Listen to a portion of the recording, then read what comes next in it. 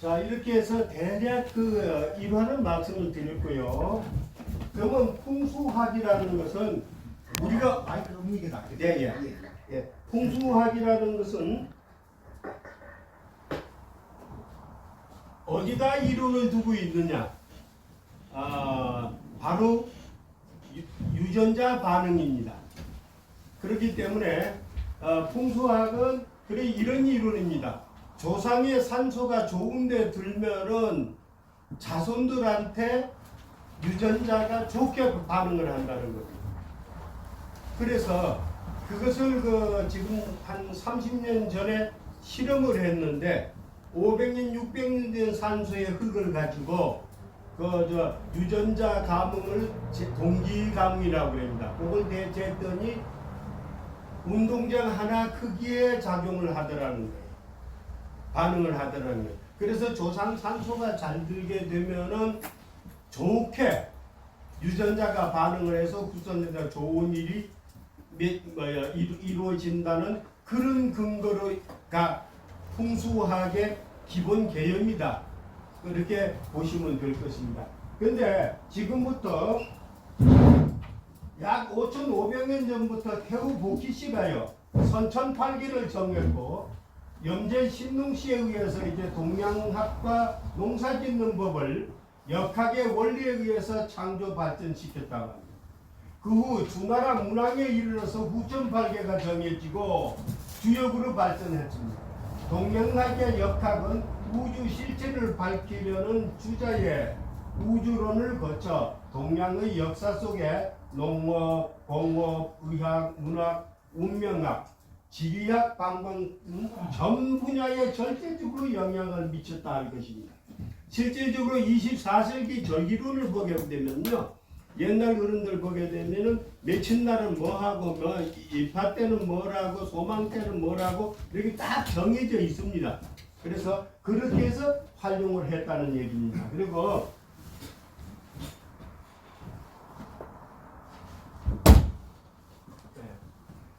특히 우리나라에서도 신라 시대 때는 국학, 고려 시대 때는 국자감, 조선 시대는 성균관 등 국가 최고기관, 학문기관에서 가르치고 국가의 중대사를 결정하기에 응용했다고 할 수 있습니다.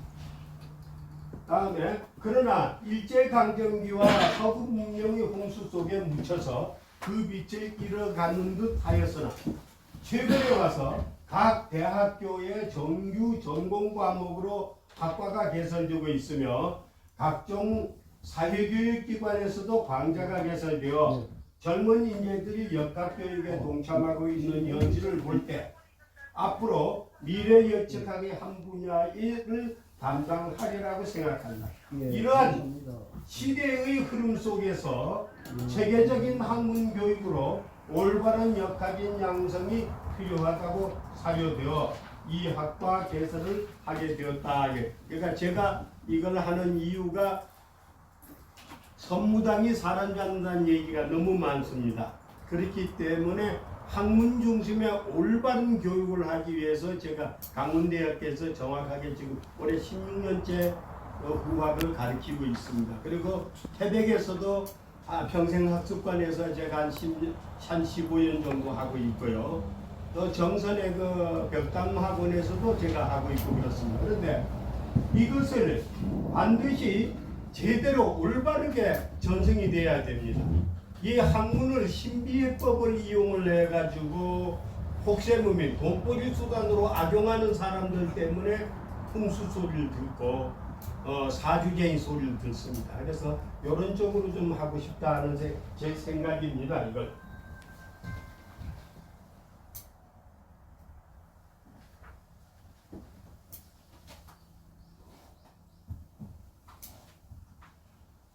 다음에 여기까지가 지금 풍수에 대해서 대략적으로 제가 수박 겉핥기식으로 말씀을 드렸습니다. 그리고 이제 그러면 풍수를 하는데 절대적으로 필요한 것은 뭡니까? 우리가 지리를 측정하고 재는데 꼭 필요한 배천이라는 얘기 많이 들어보셨을 겁니다. 배천이라는 것은 뭡니까? 차고 다니는 쥐라는 얘기입니다. 그런데 역학에서는 높여서 나경이라고 합니다. 이 나경어는 경윤천지 삼남만상과 경윤천지 즉 삼남만상이라는 말에 나와 경윤천지의 경을 합해서 붙여진 이름이다. 허리에 차고 다닌다여 배철 또는 나침반이라고 부른다. 근데 이거 나침판이라고 했는데 남쪽을 가린다고 그래가지고 남침판이라고도 하는 거예요. 남쪽을 가리킨다고. 그런데 나침판이라고 하고 삼남만성을 표현 다 하고 있습니다. 천지와 인륜의 이치가 여기 다 담겨 있다. 곧 호라만상도 쇠라고 하는 것이다. 풍수지리에서는 유일하게 꼭 필요한 도구로서 혈용사수향의 정확한 방위 측정과 방위의 기륭을 판별하기 위해서 사용해왔다. 나경의 역사는 매우 오래되었다. 주나라 성왕 때 주역이 9,008개를 응용하여서 사용해 오다가 성인들이 조금씩 발전시켜 오늘에 이르렀다. 이런 얘기입니다. 그러면 나경의 원리는 어떤가? 나경은 우주의 운행이치를 담고 있기 때문에 매우 복잡하다. 36층까지 이루어져 있습니다. 그러나 풍수지리에서는 9층까지만 사용하고 있다. 그래서 나경의 구조는 나경의 원리는 태극에서 중앙 태극에서 유리하였다. 그래서 태극은 음과 양으로 나누어지는데 나경의 한가운데 원으로 이 부분이 태극이며 남과 북을 가리키는 자침이 음과 양이다. 원을 기준으로 하여서 밖으로 나가면서 글자 배열되어 있으니 그 층을 순서대로 1층, 2층, 3층, 4층, 5층, 6층, 7층, 8층, 9층으로 정했다 얘기입니다. 아까 나온 게 있었는데 자, 이것이 우리 대체 이건데 지금 말씀드리면 이것이 돼 있는데 이건 지금 9층입니다. 그래서 풍수에서는 9층인데 이 9층까지만 가지면 산소짜리까지 다 보는 거예요. 9층짜리까지만. 그 대신에 우리가 이 가상락이 있죠. 양백 집터. 집터는 요 4층까지만 씁니다. 집터는 4층까지만 쓰시면 돼요. 쓰시면 되는데 여기에서 이제 제일 먼저 나오는 게 남과 북을 좌우정심이라고 해서 해철 보시게 되면 빨간 진한철이 있어요. 빨간 쪽. 빨간 쪽이 요 북쪽 좌에다 맞추시면 돼요. 그런데 조심하실 거. 요즘 중국 폐철이 많이 나오는데요. 중국 폐철은 빨간 쪽이 남쪽을 가리켜요. 중국 폐철은. 그런데 우리 국사는 북쪽을 가리켜요. 그러면 중국 폐철이라도 그걸 알고 하얀 쪽을 남쪽으로 놓고 재면 됩니다. 그래서 좌우 정침이라고 그래서 이렇게 딱 일직선이 되게 놔야 됩니다. 놓아야 되고 여기는 여기에서 놓고는 방위를 재는 거예요. 재는데 예를 들어서 지금 이 용산서원 용산사가 바로 여기입니다. 여기 요렇게 내려가. 그래서 임자 입수라고 그러는 거예요. 여기서 이쪽으로 나오게 되면 못 쓰는 거예요. 자기는 불배합이에요. 불배합은 우리가 세상에 있잖아요. 전기도 마이너스 플러스 있어야 불이 켜지고 동물도 암수가 있어야 생명이 탄생하는데 여기 이렇게 들어오게 되면 못 쓰는 거 불배합입니다. 그래서 꼭 이렇게 임자, 개축, 간인, 간면에서 23산 배합으로 이루어져 있는데 뒤를 산을 재가지고 아무리 보기 좋고 멋져도 여기 불배합으로 내려온 데는 쓰는 게 아니지. 묘도 못 쓰고 집도 안 되는 거예요. 그런데 그래서 여기는 임자용으로 내려와 임자 입수기 때문에 배합용입니다. 그래서 배합용은 상당히 좋게 내려왔다 볼 수 있고 그 다음에 우리가 좌와 향이라는 얘기 많이 들어보셨을 거예요. 좌는 여기 뒤에 앉은 자리를 얘기하는 거고요. 향은 바라보는 자리를 얘기합니다. 바라보는 자리. 그래서 얘기합니다. 그래서 향과 좌, 그 다음에 이제 뭐 물이 어느 쪽으로 왔느냐, 예, 이런 걸 가지고서는 얘기를 합니다. 그래서 물이 들어오는 거는 장생궁 좋은 쪽에서 들어야 되고요. 나가는 거는 안 좋은 쪽으로 나가야 됩니다.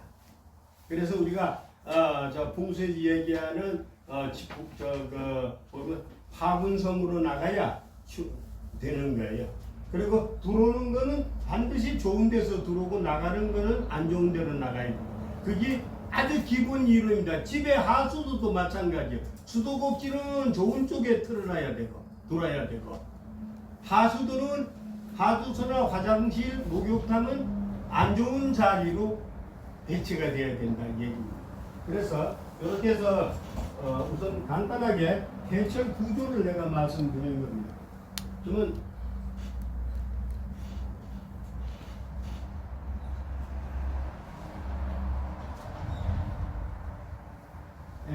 낙양의 정침 위치는 아까 얘기했듯이 그럼 어디다 놓고 잴 거냐? 그게 제일 중요한 거잖아요. 왜냐하면은 여기에서 저 문을 재려고 하는데 어디다 놔야 되느냐? 그래 이렇게 생각하시면 됩니다. 여기 아까 있었는데 쉽게 생각해서 이게 이 사원처럼 옛날 고주택에서는 제기가 상당히 힘이 들어요. 그건 전문가가 아니면 잴 수 없는데 요즘은 전부 아파트? 그렇죠. 그 다음에 이제 그러면 그런 것 때문에 정원이 또 없죠. 그렇기 때문에 점유 공간 중심점이다 놓으시면 돼요. 점유 공간 중심점이라는 거는 아파트 같으면은 그러니까 사무실이다. 그러면 우리가 이 강의실을 잰다 그러면은 저 대각선에서 이렇게 긋고 이렇게 걸어가지고 가위표가 딱 맞는 자리다 놓고 재시면 돼요. 그렇게 해서 제가 이 정치 위치가 바뀌게 되면은 기둥이 맞질 않습니다. 그래서 제가 한 번에 내가 저 총무님한테 말씀드리고 그냥 말로만 앉아서 할 수 없기 때문에 제가 오니까 아무도 안 계시더라고요. 그래 가서 내가 여기 안에는 못 들어오고 뒷산 사진 찍고 건네 찍고 이렇게 해가서는 요거 만들어 가지고 온 겁니다. 그런데 그렇게 딱 점유 공간점, 사무실 점유 공간점, 아파트 점유 공간점, 가게를 들란다? 그것도 점유 공간점에서 재는데 다른 점이 요게 예를 들어 이런 옛날 주택을 재신다고 그러면은 좌가 기준이에요. 좌가 무슨 좌냐가 제일 중요해요. 기두점이라고 하는데 중요한데 사무실에서는 사무실이나 아파트는 들어오는 문이 대장이에요. 들어오는 문이. 그래서 들어오는 문이 장사를 가게를 얻으러 갔는데 그럼 가게 공간에 폐처를 놓고 들어오는 문이 어느 방향이나 좋은 방향이나 나쁜 방향이나 그렇게 측정하시면 되는 거예요. 그래 여러 가지가 나옵니다만은 그렇게 하시면 돼요. 되고 지금 보니까 여기 보면 이제 기두법이 나오는데 자 기두법이라는 것은 거기를 건물이면 보고자 하는 주 위치를 얘기하시는 거예요.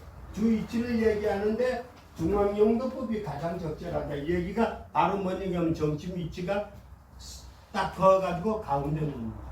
그런데 아파트에서 줄 띄워가지고 긋기도 불편하죠. 그러면 대략 있잖아요. 거실 중앙 쪽에 놓게 되면 거의 맞는 경우가 많습니다.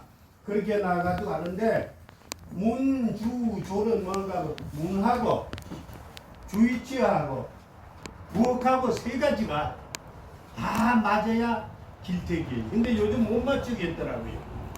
제가 새로 집을 짓는다고 해서 정선에 한 집, 대백에 한 집, 밀집은 아예 가서 저거 풍수학으로 딱 맞게끔 해준 게 있어요. 여기는 안방하시오, 부엌하시오 이렇게 정해준 게 있는데 지어놓은 집에서는 좀 불가능해요. 그래서 힘들어요. 그러나 여기 요 세 개가 똑같이 잘 맞아야 된다. 그러면 잘 맞는 방법이 여기에 보게 되면 이제 주위치 잡는 거예요. 주위치 잡는데 여기 제1권 양택 총광편에 보게 되면은 다음과 같이 기술되어 있다. 경도, 그러니까 나라의 수도는 항성 내성을 기준으로 삼는다. 그 다음에 성상, 이거 무슨 말인가 하면 고을 이렇게 얘기하는 겁니다. 그러면 여기에는 3, 4에서 주로 잡는다고 했어요. 그 다음에 유학, 여기에 해당되죠. 유학은 문묘를 주로 삼는다. 여기 그러면 최고 높은 자리는 생사당이죠. 그럼 그래서 용산사, 옛날에 생사당이라고 했다는 기록인데 하여튼 용산사에다가 위치를 맞춰가지고 재는 겁니다. 그렇게 재시면 됩니다. 그리고 그 다음에 암간사원, 여기에는 사원이 절을 얘기하는 거예요. 이거는 절은 부처님의 신 법당으로다가 재는 겁니다. 다음에 백성의 집은 고방으로 삼는다. 고방이라는 건 큰 방을 얘기하고 집에서 어른이 사는 방이 있죠. 그걸 안방이에요. 요즘 개념은 거기를 삼는다. 이렇게 되어 있습니다. 그리고 한원 내에 여러 집이 동거할 때는 솥단집. 근데 요즘 이렇게 하숙집이나 있지 없잖아요. 요즘 요건 좀 적용이 안 되는 것 같아요. 그러나 그래서 옛날에는 한 집에 여러 집이 살고 부엌은 같이 썼다는 얘기죠. 그랬을 때는 솥 있는 데를 이 과조라는 게 솥단지를 얘기합니다. 그래서 여기를 기준으로 삼는다. 이렇게 생각하시면 돼요. 그리고 아까 얘기했듯이 간팩이라고 한 이유가 제가 앞에서 재니까 저희 용산사가 북쪽에 앉아 계시고 정남향이에요. 정남향입니다. 그래서 간팩이라고 합니다. 네, 이렇게 해서 쓰시면 되고요.